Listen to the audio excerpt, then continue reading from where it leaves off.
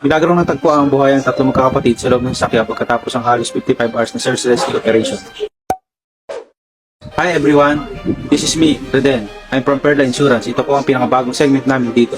Mga kamangha, mga vehicle, accident, survival stories around the globe. Paki-double tap muna ang screen and follow us para lagi kang updated sa mga videos tulad dito. Ito po ay istorya ng pamilya nila Jake Day, Cindy Braddock, and their 3 children na may edad 5, 2 at 1. Ang istorya na ito ay tinaguriang heartbreaking Christmas tragedy story sa Australia. Yung Christmas Day, nag-decide sila Jake at Cindy na pumunta sa kanilang hometown sa Contin.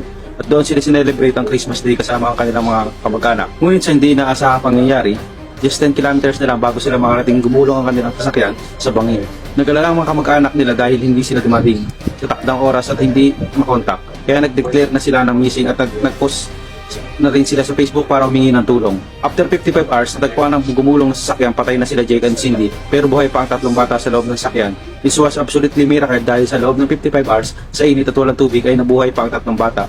Dinala sila sa pinakamalapit na medical clinic at nagambag-ambag ang Bounty community para sa burial expenses nila Jake at Cindy at para sa future ng mga bata. Mag-ingat palagi sa biyahe at always tandaan mga vehicle safety tips. If you want to know more about this story, nasa comment section ang link.